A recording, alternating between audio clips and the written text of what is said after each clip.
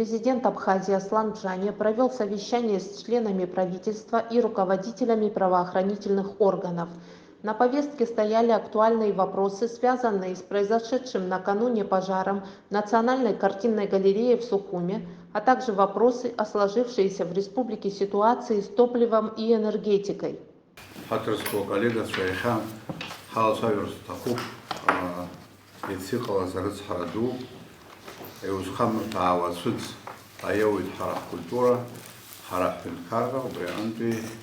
الله تعرف جراب خزيز خاص يزقوا ويزرع صحراء ويركض ناس ويعمشتخ ويحنا صور كشتخ حبخ أي عشرة ويزرع أتقول زاشك شزنت حقهم شو уважаемые коллеги, что там на этом этапе известно, проинформируйте нас. Значит, 21 числа сообщение 03 часа 38 минут поступило на пульт пожарной части о возгорании по улице Лакоба, 31 в здании картинной галереи.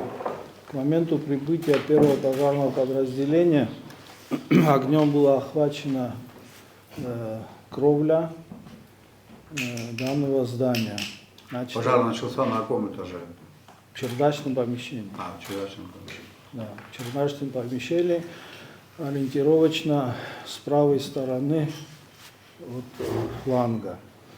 Ну, далее, когда уже были развернуты силы и средства, подтянуты дополнительные силы, в итоге на тушение было задействовано 12 единиц пожарно-спасательной техники и 60 человек личного состава.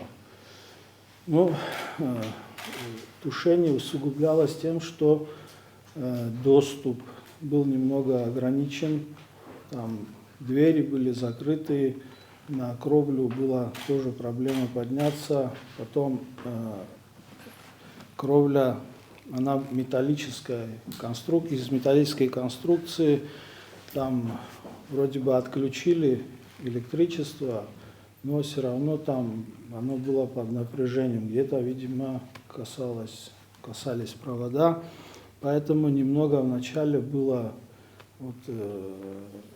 усугублено вот этим, но подали силы и средства, достаточно было сил и средств, но сгорела кровля, второй этаж, а второй этаж это правый фланг, это банк, левый фланг это картинная галерея. Огонь перешел из чердачного помещения на помещение второго этажа ввиду того, что чердачное перекрытие было деревянное, пустотелое. Ну, что касается конструктивных элементов, то несущие стены, они кирпичные, перегородки пустотелые, деревянные. Значит, защита была, банк полностью был защищен системой сигнализации. На втором этаже картинной галереи ее не было. Ну, соответственно, межэтажное перекрытие было железобетонное. И на первый этаж огонь не перешел, но, однако, от огня, конечно же, пострадал. На данном этапе идут первичная проверка совместно с правоохранительными органами, проводится осмотр, опрос. Вот пока так. Понятно. Значит, генеральный прокурор в полной мере задействует необходимых специалистов для того, чтобы уточнить истинные причины возгорания. Мы должны быть на все 100% по итогам вашей работы уверены в тех выводах, которые будут сделаны. Ну, конечно, это вызвало большой общественный резонанс. Отношение к этому событию тяжелому для нас, для всех, совершенно полярное. Вот, в связи с этим Министерство культуры и министр культуры лично дадите интервью и расскажете нашей общественности, что было сделано руководством Абхазии за все эти годы, за последние 15, 20, 30 лет в плане развития национальной культуры. Вопросам культуры все руководители Абхазии уделяли, я бы сказал, повышенное внимание. В нашей истории были такие периоды, когда в развитии культуры, в объекты культуры, такие как музеи наши, театры, музей боевой славы, дома культуры, музыкальные школы были вложены огромные суммы денег. Это можно соизмерить, может быть, даже больше, чем в реальный сектор экономики. И это факт. И это свидетельство того, что приоритет был таким образом обозначен. Многое не удалось сделать. Вот по тому же хранилищу я тогда к этой деятельности отношения не имел, но помню, будучи председателем СКБ, по-моему, в 2013 году президентом было дано поручение подготовить проектно-сметную документацию. И как я это помню, в 2014 году весной документ был готов с целью включения этого объекта в инвестпрограмму содействия социально-экономическому развитию. В силу определенных обстоятельств этого не произошло. Но такие поручения были даны. Поэтому это очень важно. Это первое. Второе. Товарищ, исполняющий обязанности министра культуры. Творческие люди должны быть проинформированы о возможностях нашего государства. Несколько лет тому назад и до этого поступало ряд предложений использовать помещение, которое было выделено Союзу художников, с тем, чтобы там определенное количество дать под картинную галерею, профинансировать, остальное, чтобы совмещал, чтобы это можно было совместить с интересами бизнесменов. Эти предложения были отвергнуты. Александр Золотинский, читайте поручение, чтобы это здание в ближайшее время строителям поручите, чтобы перекрытие было сделано. Я уже поручил. Да, это обязательно надо сделать. Дальше обратитесь, исполняющий обязанности министра культуры, к коллегам в Российскую Федерацию. Если есть реставраторы, пригласите их к нам в Абхазию. Да, можем. Направьте письмо коллегам российским и другим. Возможно, где-то в хранилищах в России или еще где-то находятся работы наших абхазских художников. И давайте будем ставить вопрос, просить их, чтобы они нам передали, или какие-то копии качественные, чтобы были сделаны, с тем, чтобы хоть как-то возместить тот ущерб, который мы вместе понесли. Ну и который раз уже мы на эту тему говорим и будем говорить, МЧС еще раз, прямо в авральном порядке, в авральном режиме посмотреть объекты, которые находятся на балансе Министерства культуры, Министерства образования, с тем, чтобы обеспечить пожарную безопасность по максимуму. Не надо проявлять там, идти на какие-то уступки там, где этого не нужно делать. Иначе с определенной периодичностью будем сталкиваться с такими явлениями. Это не тот случай, когда нужно кого-то жалеть.